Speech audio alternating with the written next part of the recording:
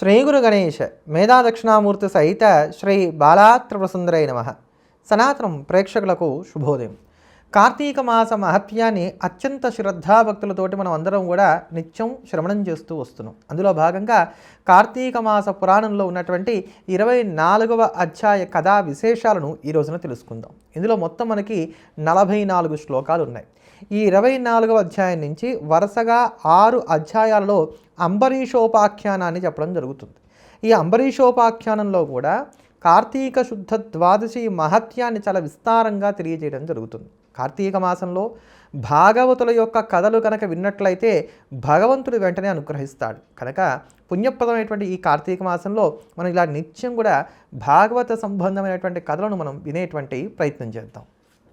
ఇందులో అత్రి మహర్షి అగస్త్యుల వారితో చెప్తున్నారు, ఓ అగస్త్య, నీకు కార్తీక మాసం వ్రతం పట్ల హరిభక్తి పట్ల ఆసక్తి బాగా పెరిగింది కనుక కార్తీక మాస మహత్యాన్ని ఇంకా విస్తరించి చెప్తాను, సావధానంగా విను.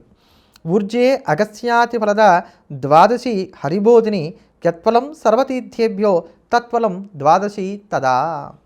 ఓ అగస్త్య మహర్షి, కార్తీక మాసంలో వచ్చేటువంటి శుద్ధ ద్వాదశికి హరిబోధిని అని పేరు. హరిబోధిని అంటే ఎందుకు?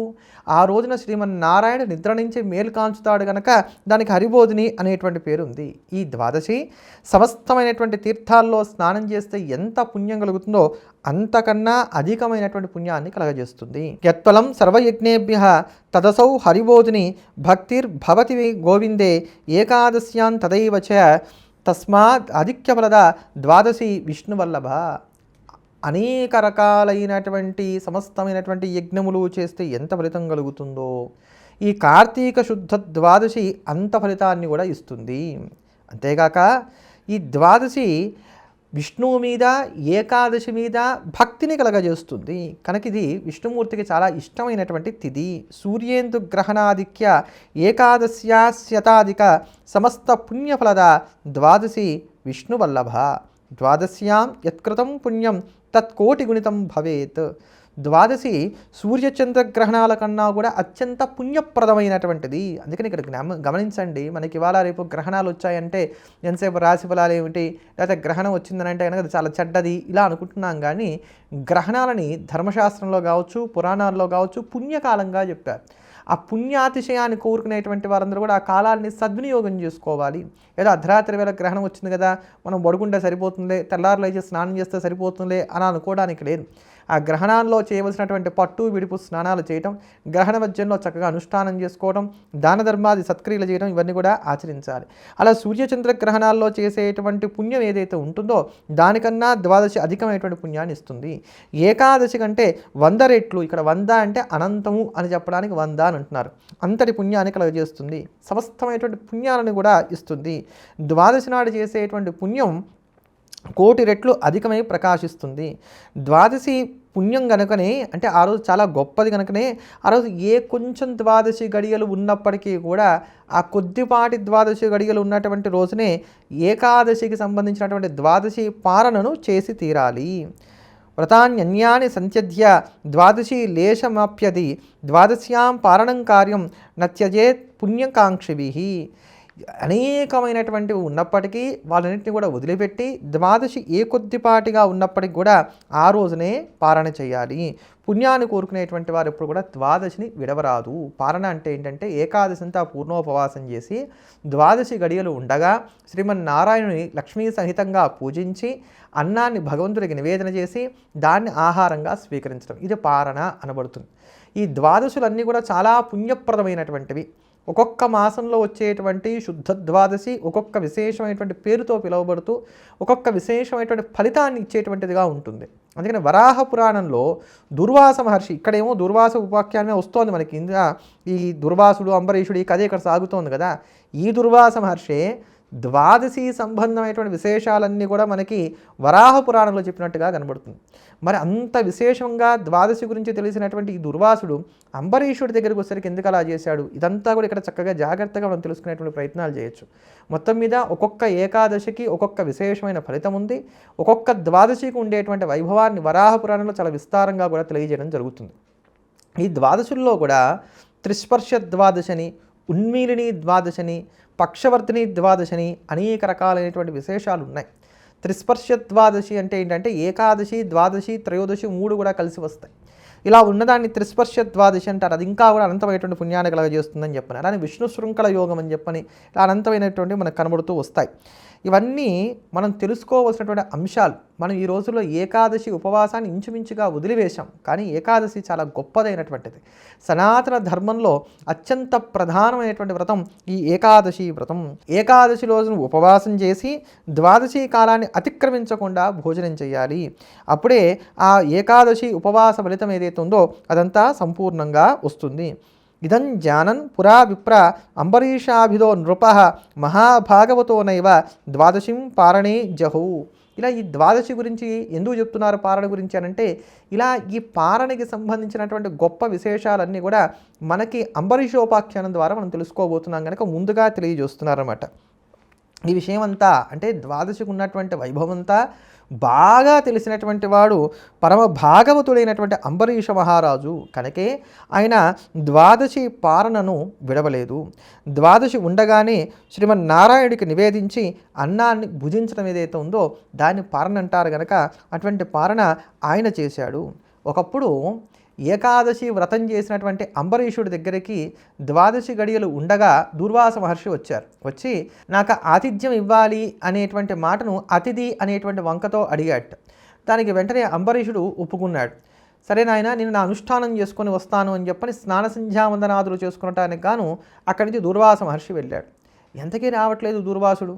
ఇక్కడ ద్వాదశి గడియలు చూడబోతానా అయిపోతూ వస్తున్నాయి. మరి ద్వాదశి సమయంలో కనుక పారణ చేయకపోతేనేమో ఏకాదశి వ్రత పుణ్యం అంతా కూడా పోతుంది, హరిభక్తి కూడా నశిస్తుంది, మహాపాతకం కలుగుతుంది.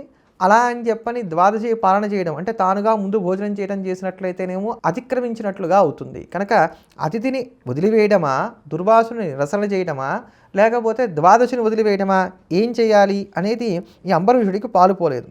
బ్రాహ్మణ తాపస శ్రేష్ఠ పారణార్థం నిమంత్రిత మయాన చాగతస్సోపి ద్వాదశీ చాతివర్తతే ద్వాదశ్యాతిక్రమో ధర్మ సత్యం సత్యం కథం భవేత్ బ్రాహ్మణాత్ భోజనం పూర్వం అధర్మో గృహమేదిన. ఈ దుర్వాస మహర్షి మునులందరిలోకి కూడా శ్రేష్ఠుడైనటువంటి వాడు. పాలన కోసం అని చెప్పని అంగీకరించాడు. ఇంతవరకు రాలేదు. ద్వాదశేమో వెళ్ళిపోతోంది. ఈ ద్వాదశి నాడు భుజించకపోతేనేమో అధర్మం అవుతుంది. బ్రాహ్మణ కంటే నేను ముందుగా భుజిస్తేనేమో అదిగో అగ్నిహోత్రంతో సమానమైనటువంటి ఆ దుర్వాసుడు నాకు శాపమిస్తాడు. ఇట్లా ఉపవాసంలో ఎలా అయితే ఏకాదశి వ్రతాన్ని వదిలిపెట్టకూడదో అలా పాలనలో ద్వాదశిని కూడా వదిలిపెట్టకూడదు కదా. పూర్వం ద్వాదశ సంఖ్యాకే పురుషో హరివాసరే. ఎవరైతే కనుక ద్వాదశి నాడు విడిచి పాలన చేస్తారో వాళ్ళు పూర్వం ద్వాదశ సంఖ్యాకే పురుషో హరివాసరే పాప ముల్లంకనే పాపాత్ నైవత్యాద్యం మనీషిన. ద్వాదశిని విడిచితే హరిభక్తిని పోగొట్టుకున్నటువంటి వారు అవుతారు. ఏకాదశి ఉపవాస వ్రతం వాళ్ళకి రాదు, మహాదోషానికి పాత్రులైనటువంటి వారు అవుతారు. అంతేగాక ఈ ద్వాదశి పాలన అతిక్రమించడం వలన 12 ఉపవాసాలు అప్పటిదాకా తాను చేసినటువంటి ఫలితం ఏదైతే ఉందో అదంతా కూడా పోతుంది. అందుకని విద్వాంసులైనటువంటి వారు ద్వాదశిని విడిచిపెట్టకూడదు. హరివాసనం చాలా గొప్పదైనటువంటిది. హరివాసనం అంటే ద్వాదశి. అందుకని విద్వాంసులైనటువంటి వారు ఈ హరివాసనాన్ని విడిచి ఉండరాదు అని చెప్పని పుణ్యాత్ములైనటువంటి వారు చెప్తూ ఉంటారు కదా. మరి ఇప్పుడు నేను ఏం చేయాలి అని ఆలోచించుకున్నట్ట. విప్రశాపాన్ నమే భీతి కల్ప దుఃఖప్రదా అపి. నాకు బ్రాహ్మడు శపిస్తాడనేటువంటి భయం ఏం లేదు. ఎందుకంటే ఆయన ఇచ్చేటువంటి శాపం వల్ల కల్పాంతం వరకు నాకు దుఃఖం రావచ్చు గాక. కానీ ద్వాదశిని విడిచినట్లయితే కనుక ఇక్కడ నేను హరిభక్తికి లోపం చేసినటువంటి వాడిని అవుతాను. హరిభక్తిని విడవకుండా కాస్త బ్రాహ్మణుడి యొక్క కోపం కలిగినా కూడా నాకు అది చేటు చేయదు కదా. ఎందుకనంటే హరిభక్తికి లోపం రావడం కంటే బ్రాహ్మణుని కంటే ముందు భోజనం చేసి ద్వాదశి నాడు పారణ చేయడమే నాకు ఉత్తము అని తోస్తున్నది. ఎప్పుడైతే శ్రీమన్నారాయణ యొక్క భక్తి నిలబడుతుందో అప్పుడు ఆ శ్రీమన్నారాయణుడే నాకు వచ్చేటువంటి కష్ట నష్టముల నుంచి కూడా రక్షిస్తాడు గనక నేను ద్వాదశి పారణే చేసి తీరతాను అని ముందుగా నిశ్చయం చేసుకున్నట్ట అంబరీషుడు. అలా నిశ్చయం చేసుకొని వెంటనే తను అనుకున్నదే తడవుగా పని చేయలేదండి. మళ్ళాంటి వాడు కాదు కదా, పరమ భాగవతోత్తముడు, ధర్మాన్ని అతిక్రమించేటువంటి వాడు కాదు.